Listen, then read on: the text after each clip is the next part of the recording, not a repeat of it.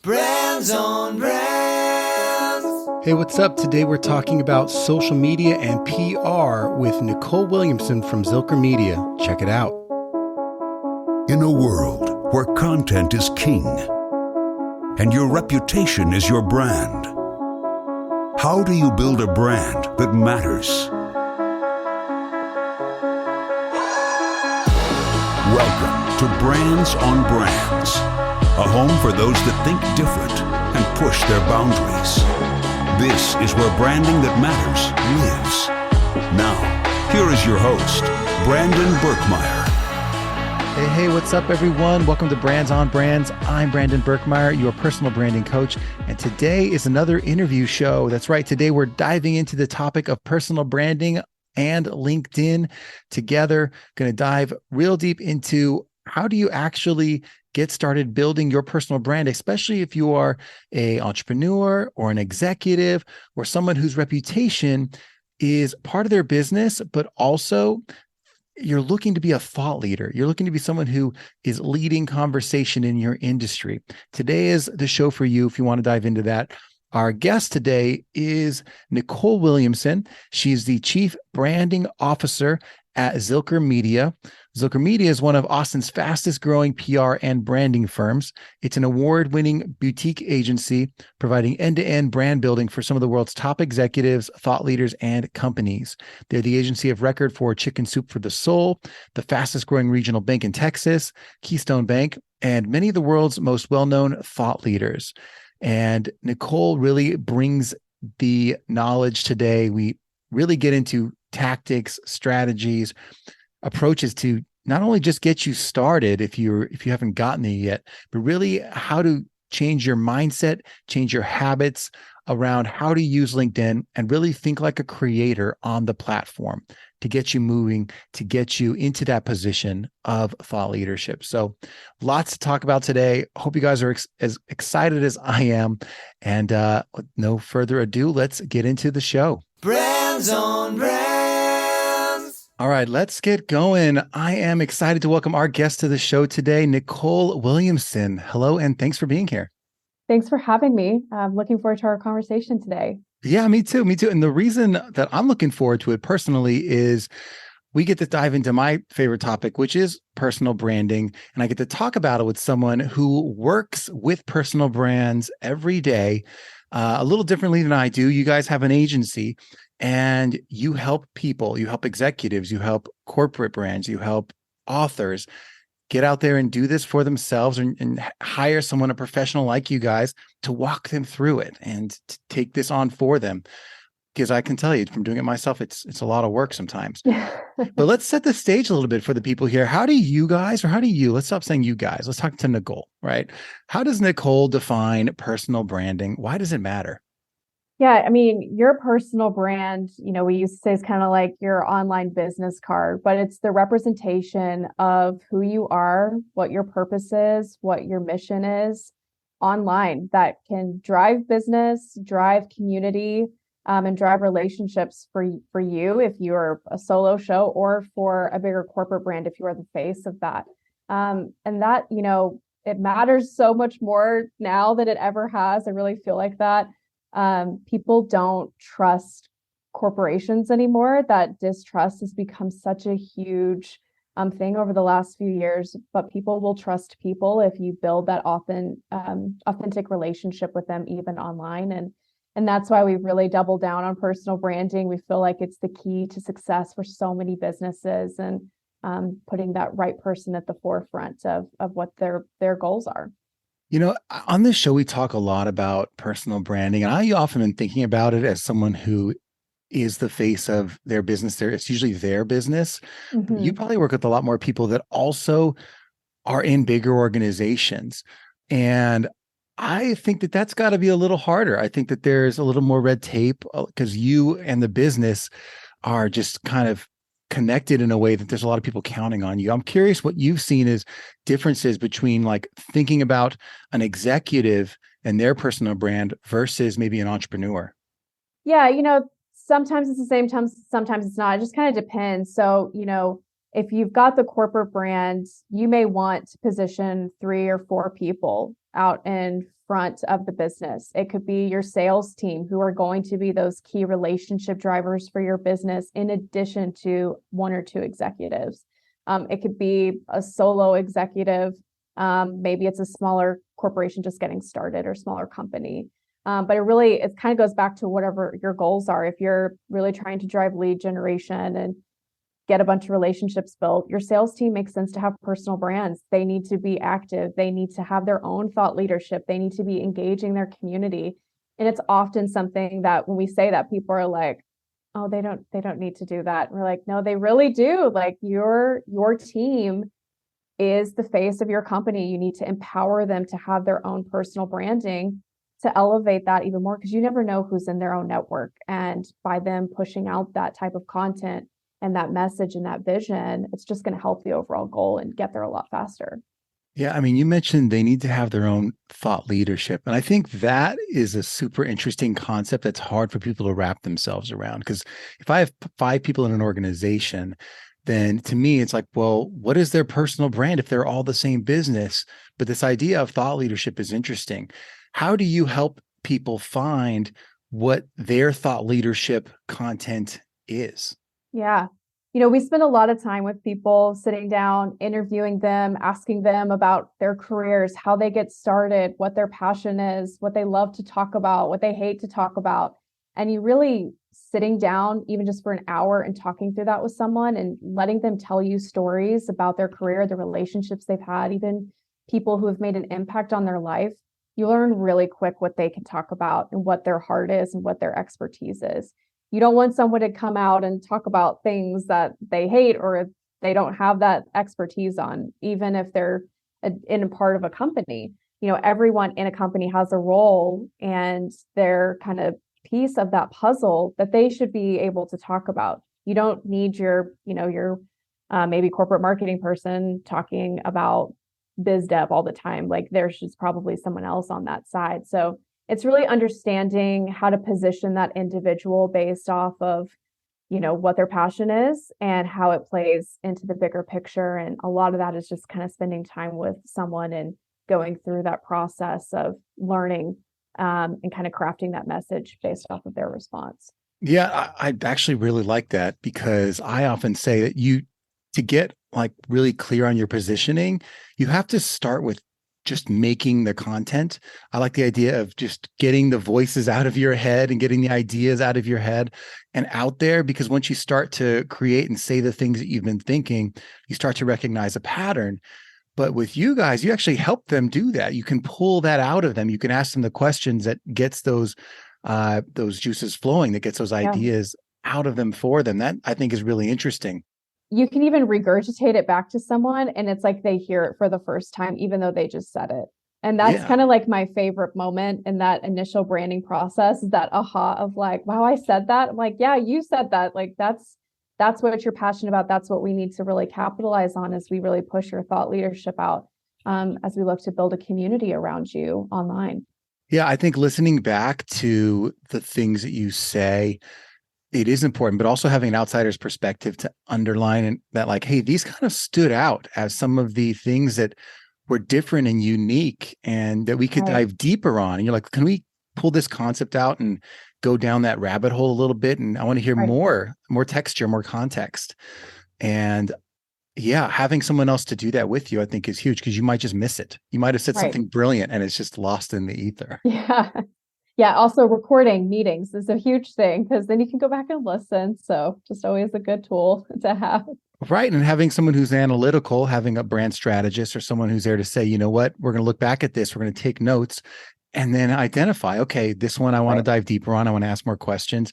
Having someone else whose job it is to look at this stuff and identify patterns, I think is huge. Yeah, absolutely.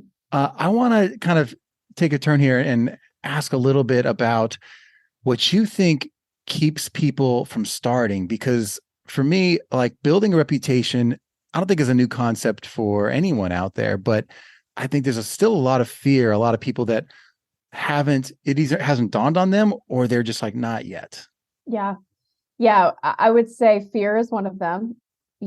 Fear of also just coming across as like with an ego. We get that a lot. It's like, well, I'm not an egotistical person. People don't care what I have to say. And I'm like, they do care. And you have such an important viewpoint from your side of the business that it's not egotistical. It's really positioning your business and your team to be successful. That in time, that's the question I get probably the first when we start working with someone is, well, how many hours do I have to spend on this a week? And I don't have 20 hours to put into this every week. I'm running a business, and we really view it as how do we use highest and best use of time with someone? What makes sense for them to do? It's the right channels, not all the channels. It's the right content with the right tone of voice, not posting 30 times a week. So we're focused in more of creating really great quality with someone and getting the most out of the time we have and the time they have versus, the constant churn that social can be. And I think that's what people are very fearful of and used to. Yeah. So let's talk about that. Like, how do we make the best use of our time, of, someone else's time, or for the person that's guiding them on this process?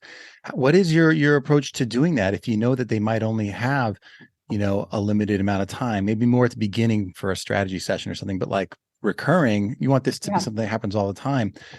How do you approach that? Yeah. Well, hiring someone to help is always great. But if you don't have the resources to do that, which is definitely a thing for a lot of people, especially right now, I think one of the big things that you can do is focus in on like relationship building and who are the right targets that you're trying to drive for your business.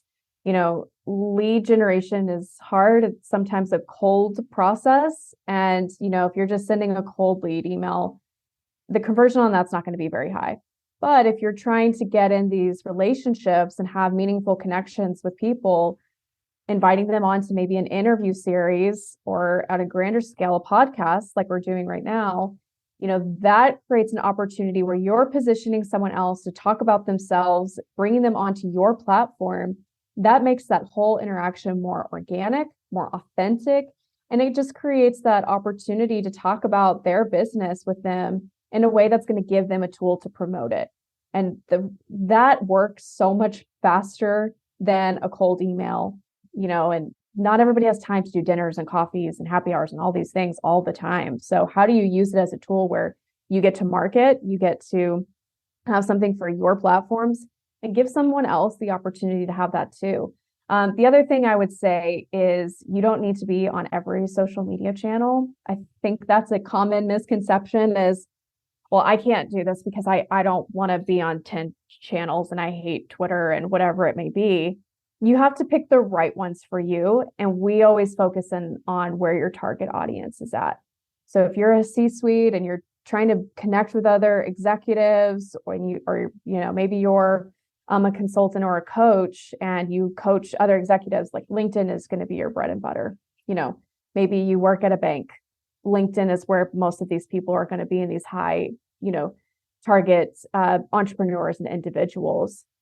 Some of these other platforms probably aren't going to make sense. Facebook's probably not going to make sense for those. So it's prioritizing which platforms that you should really spend the time on and using relationship building content as well to bring those two together. Yeah. So does that help? So knowing that you're talking to, obviously, we're talking about executives here in this particular group of people, and that LinkedIn for them is going to obviously be more of a go-to channel for them. Yeah. How does that change how you create content? Because that this is the platform you're starting on. What's your tactics when you start approaching LinkedIn from the content creation standpoint first? Yeah. A couple of things. I love LinkedIn because I feel like it's the true personal thought leadership, branding, all of those things.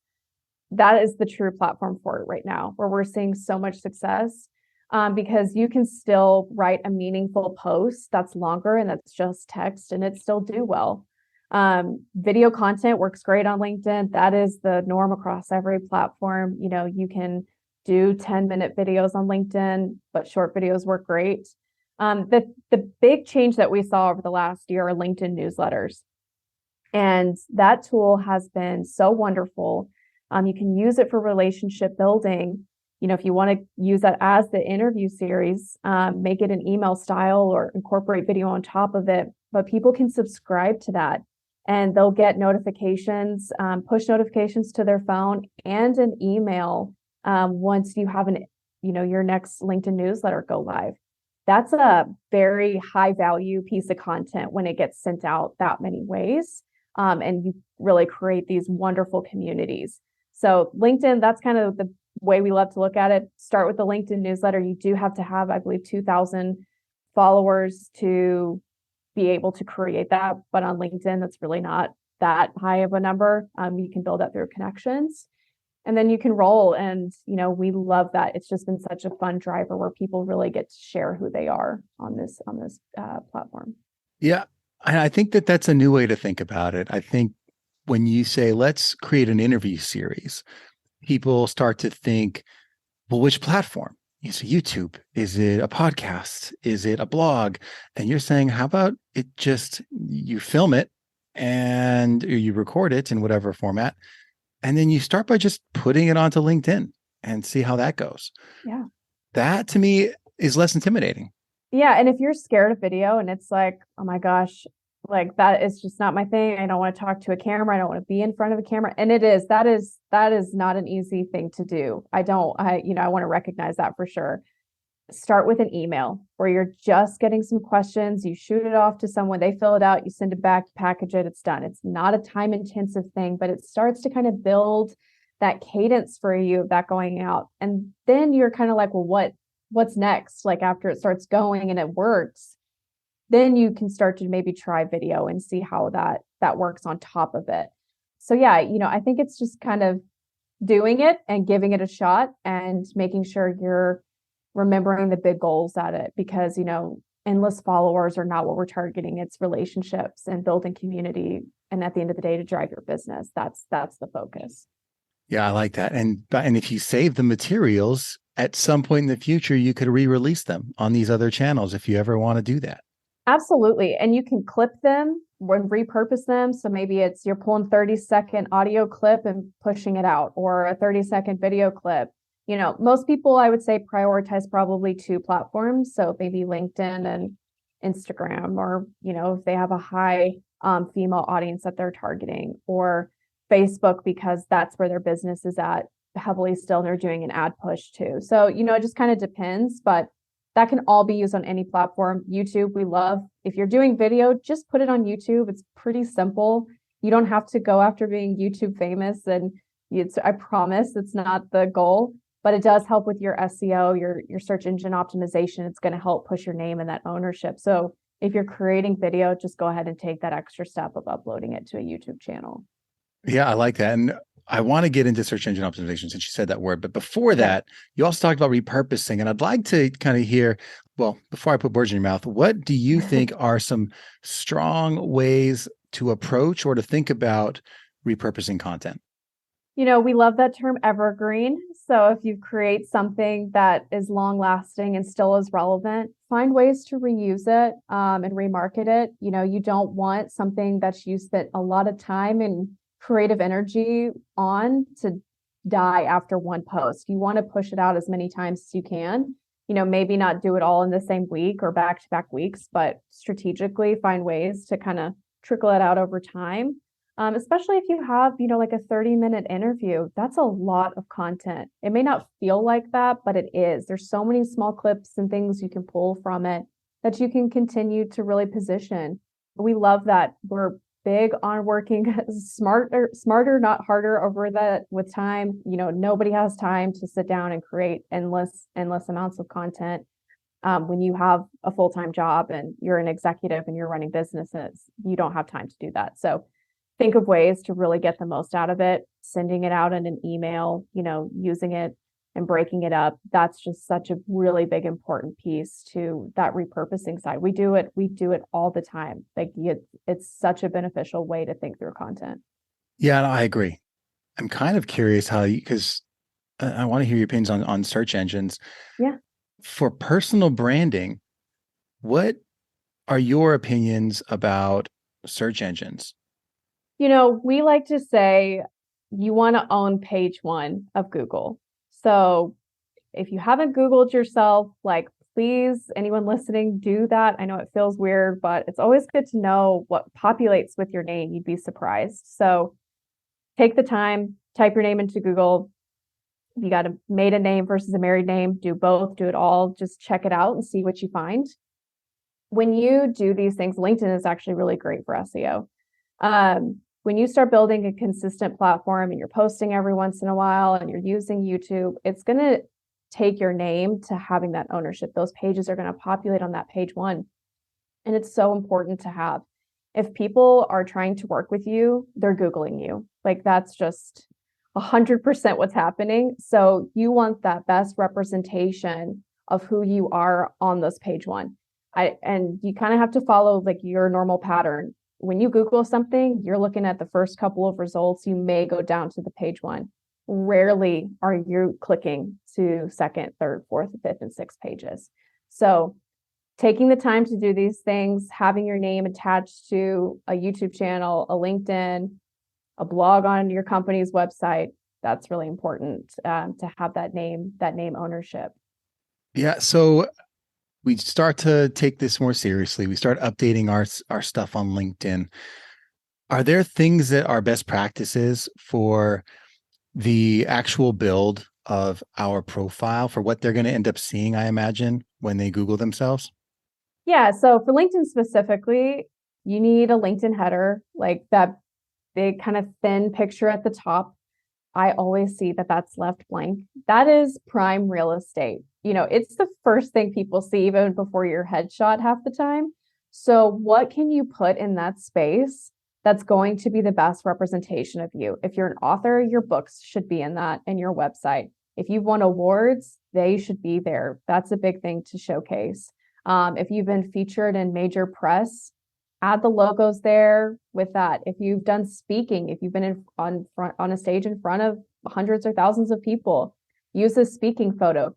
All of those things build credibility and trust instantly. And that's what we're really focused on, is how do we build trust with this online community fast? Because that we have such a short window to do that. High-res headshots, make sure it's just not blurry. Make sure you're not cropping half your face out. Like, you want it to look great. And that headline on LinkedIn matters. You know, I know sometimes people like to put funny things. Maybe save that for like Instagram, like use this. This is it is such a professional place. Just make sure that it showcases your title, your expertise. If you have won an award, like award-winning X, that should be there. You just want that to be a huge call out. And I know it takes a little time, but filling out the profile matters. Work history, education, awards, volunteering, that all should be on the page too. Yeah, no, absolutely. You know, what's funny is it used to be that like you could set, and it might still be this way, you could set your profile to, you know, like there's privacy settings where you'd say, I'm just going to show my profile to just people that I know, like in my network, my connections. And if you had left it like that, then you just have that like egghead picture. Yeah. Right as your profile picture for the people that are trying to find you and hire you or whatever it might be, or, you know, sell something to you or buy something from you. And that might still be a problem for a lot of people, that they haven't even changed their profile settings from private to public. It is a problem. Like I see it time and time again. And I know like we're more inclined on social to lock things down. Like maybe lock your Facebook down. Like that's the thing to lock down. Don't lock your LinkedIn down when it's a big part of your professional life. You got to have it. It's got to be public. You can change maybe a connect button to a follow button, so you're not getting bombarded with crazy amounts of connections with people or salespeople you don't know. That's okay. Do that. The other thing I missed, that's probably the most important, is your URL on LinkedIn. You can change. So when you sign up for it, you were given a URL. It's probably got your name and then like a bunch of characters behind it, numbers and letters. You can take all that out. And if no one has that URL already, you can leave it as it is. You can put your name in there. You can put your title into it. And if you share, and if you have a very common name like John Smith or something to that extent, something we always love to tell people is maybe try a middle initial or find ways to position yourself so you're not competing in such a very owned space when it comes to Google and all these channels. So the URL thing is big. that's such a big key thing there that's going to help everyone. And I think it's become normalized. It's okay to be the Brandon Birkmeyer, or I am Brandon Birkmeyer, or Brandon A. Birkmeyer, because people realize that you might not be the only person with that name. So you've got to, I think it looks a little bit better than, and is easier to remember than like Brandon Birkmeyer 798254. Totally. Yeah. You don't want that, especially because a lot of people put these on business cards and I'm like, oh man, I'm so sad someone didn't know or to tell you that you can take that out. But yeah, middle names, middle initials. We've had people swap their first and their middle name. We've had people change their name. You don't have to always go that drastic, but whatever, and not just for a LinkedIn, but just for a name ownership on Google in general. It's always a good thing to look at. Yeah. So, okay. So we've got people who are on board. They're like, okay, I'm going to start maybe thinking of myself as more of a content creator on this platform, putting something out there, being more of a thought leader. What role does engagement play for someone looking to be a thought leader on LinkedIn? It's huge because the more a post is engaged with, the further it's going to travel. So, I don't know how active everyone is on LinkedIn, but as you go through it and you're just taking time looking through your feed, you're going to see things like so-and-so liked this, so-and-so commented on this. The person who took the action, but you probably don't know the post or the person who posted the thing that they engaged with. So that engagement piece is so critical to success because it just takes that and pushes it so much faster. So taking that time to engage back of thanks for commenting. I would love your thoughts on X. Real genuine engagement is so important. And so I love to tell people, try and log in once a day, 5-10 minutes if you can. If you can't do it every day, do every other day. Your phone is a great tool to do that. Maybe you're in transit or something like that. Just take a second and go through it, like comments if that's all you can do, but try and take that and build a routine because it is that kind of next level piece that will really move it faster. What about you engaging with other people's content as like you're the thought leader, but what is your approach as a thought leader to engaging with other people's content? Yeah, that is really important too. We look at it two ways. One, and act how you would like to be on the platform. I think there gets that kind of like, I don't know what to say or do. I'm like, well, if you agree or like it, just like it or comment on it. Or if you have thoughts and opinions, it's supposed to be a community space. It's not supposed to be something where you kind of drop a nugget of wisdom and see ya. You want it to be a place where everyone's communicating together. So definitely engage with people you don't know and your connections as well. One thing we love to do is creating a target list of maybe 20 relationships that we would love to have online. Maybe we don't know them. Maybe we've met them once. And there are people like, oh my gosh, we'd love to have them on an interview series. So we have that target list and maybe we can just kind of go through it and start to engage with them and start to kind of see what they like to post about and build that organic relationship over time. And then once you have that, maybe they comment back, maybe they post or share something that you posted. You then have that in to ask them to be on your interview series, and then maybe they become a client. And I know that feels like a long game, but again, that turns into such a warmer lead and opportunity and a connection and a relationship versus a quick touch point that may not lead to the value that they're looking for. Yeah, I can see that. What are some of the common mistakes you see people making on LinkedIn? Because I'm sure you see a lot of them. I probably actually see less on LinkedIn than I do others, just because it is such a professional platform. I think people are scared to post things personal and about their family or travel or whatever it may be. It's okay to do that. You want to be a human, humanize your content a little bit. The personal stuff works sometimes better than anything else we do, time and time again. You want to post your mom for Mother's Day? Please do that. It's okay. I think people get really caught up. It's like, well, it's LinkedIn. It's like super tight and professional. And I was like, it is that, but there's a playfulness to it. And again, you want to have that humanizing approach. What's a good example of a humanized post, of a more personal post that you think is a good idea on LinkedIn? Yeah. I know people don't love to share their children, and that's obviously okay. So, please take that. And if you don't want to do that, don't do that.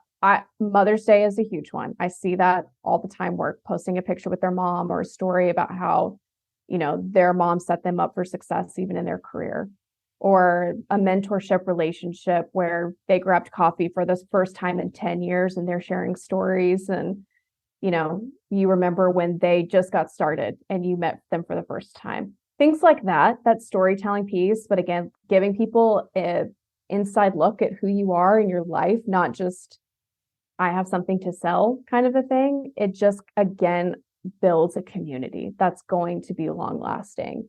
I love the humanizing content. If you go on vacation and you want to do a funny post, it's like out of office, do it. Like, I love that stuff. So whatever makes sense to who you are as a person, if you have a humorous side, like, people should see that. If you're a big family person and you've got this huge family and you're doing things with them all the time, or maybe you coach your child's soccer team, you should do that. You can post that that's your weekend gig. But whatever it is, giving people that inside look is so important. I think the other thing that people make the mistake on is not using hashtags on LinkedIn. It was such a thing for a while that was like, oh, this will never take off. And it did. It actually works. I was probably a big non-believer that was actually going to work, but it did. I think it does it better than any other platform at this point. It's one of the few that it's kind of hanging on with. 4 to 5 is perfect. You don't need like 30 like Instagram has sometimes.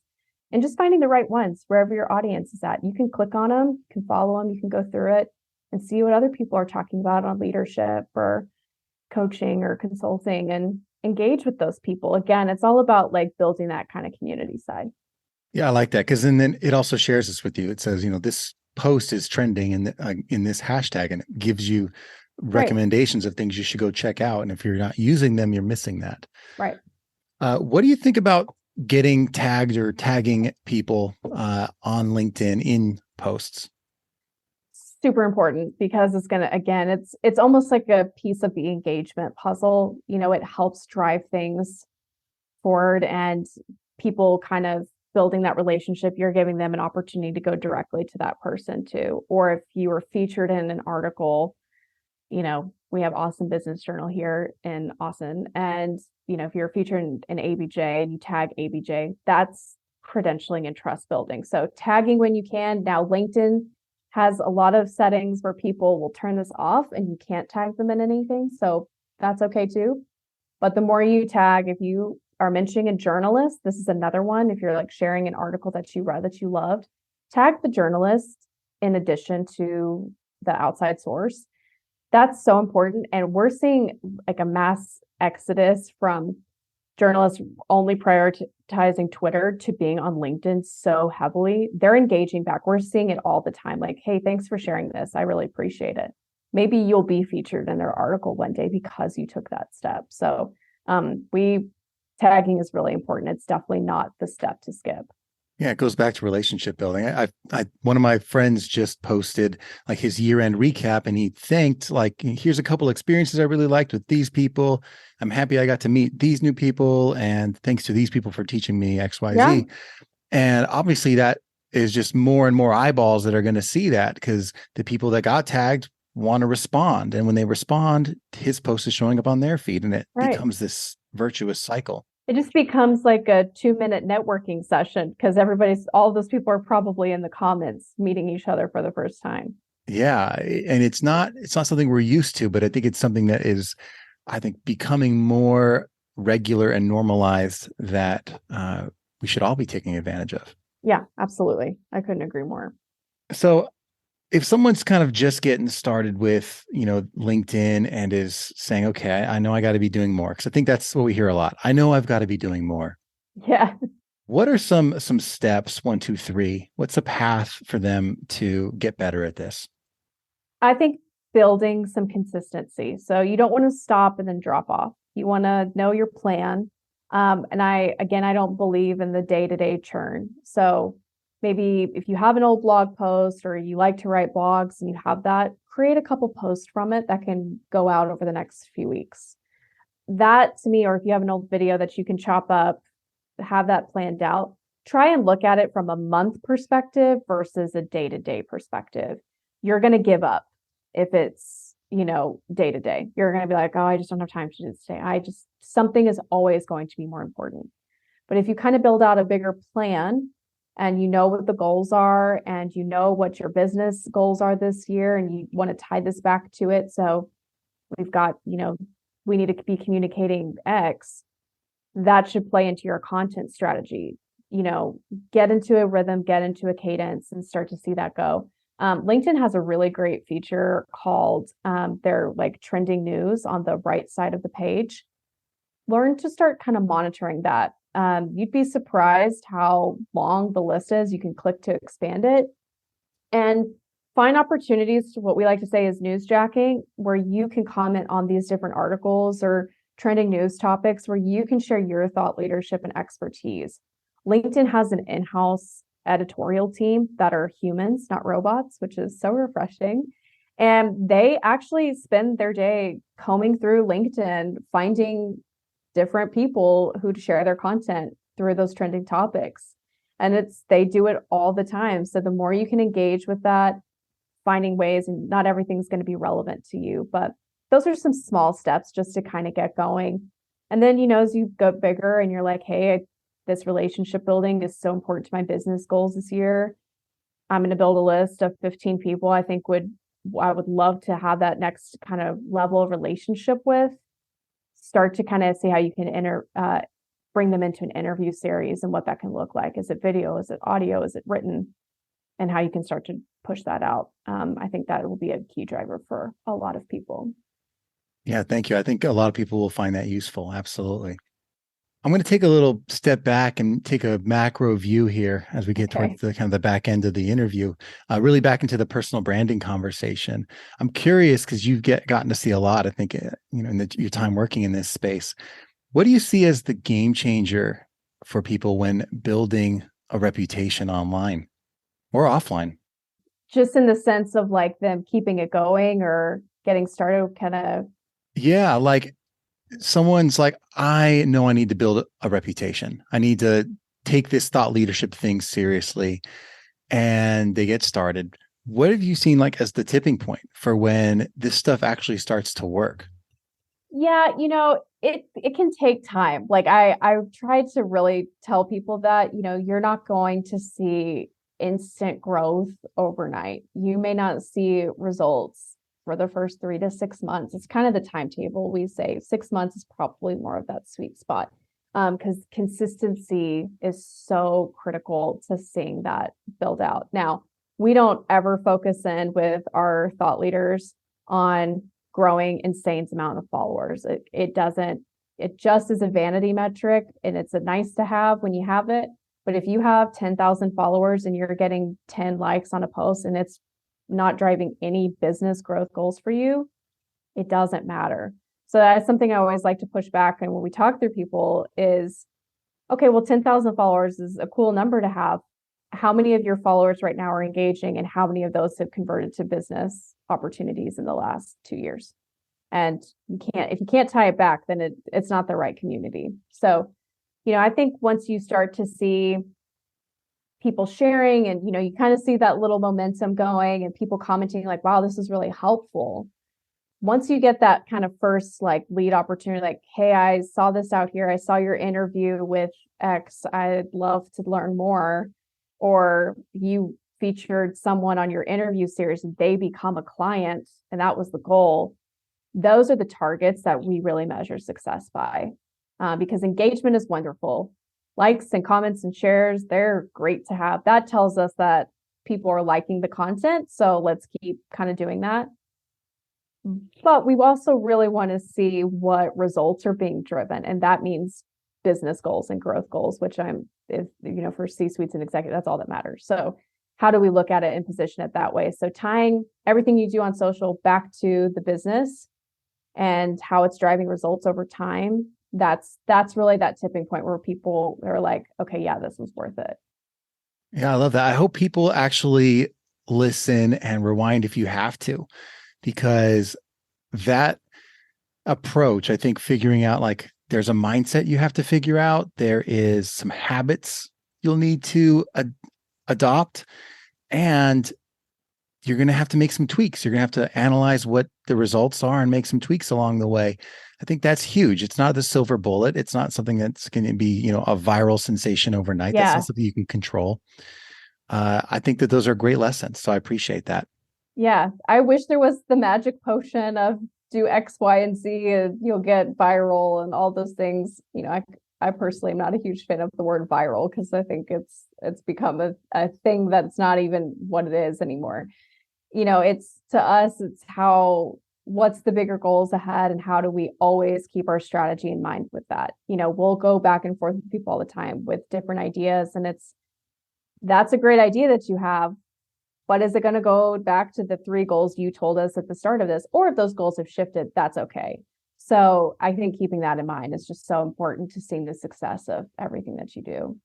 No, I agree. So kind of to wrap us up here, I am curious in the personal branding space, what are you most excited about right now?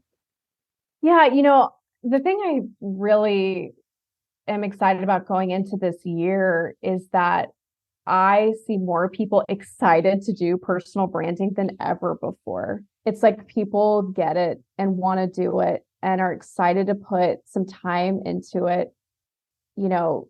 It used to be like, well, corporate marketing is everything. The corporate marketing, the corporate brand, all of that. And we've seen that shift finally kind of happen. We've been kind of preaching this for a while about how important it is.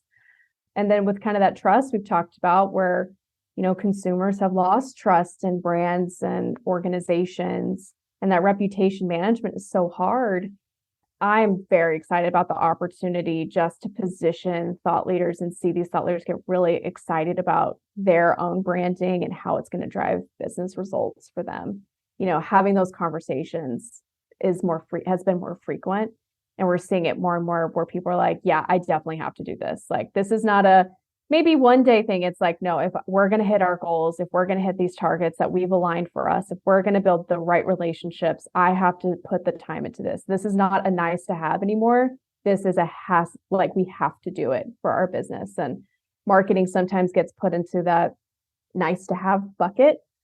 It's really not that anymore. It's the thing driving a lot of results for individuals. So it's a must-have, and that's what I'm most excited about because it's positioned it that way going into this year. Yeah, it's exciting. I agree. And if anyone, as I mentioned at the intro of the show, if you guys are looking to get a hold of Nichole and find out more about their team at Zilker Media, that's at zilkermedia.com. The links are in the show notes. And I'll ask you, Nichole, any other final thoughts before we wrap up today? No, I think the biggest thing is just, don't be scared to try it and get on LinkedIn or whatever your platform is that is your bread and butter, and just kind of start posting and seeing, or even just watching to see what other people do as you build that comfortability. Taking that first step is challenging, but it's so worth it in the long run. And, I would love to talk to anyone who wants to learn more. Yes, absolutely. Well, thank you, Nichole, for your time today. I think there's a lot of lessons that people are going to pick up from today, and hopefully, if nothing else, a little bit of inspiration. And appreciate you being here, and appreciate you guys listening. And as always, we will catch you next time. You've just taken your marketing knowledge to another level with this episode of Brands on Brands. But we have plenty more ways to help you build a brand that matters. Head over to brandsonbrands.com for resources, as well as access to our blogs, videos, and exclusive coaching sessions with your host. Be sure to visit brandsonbrands.com.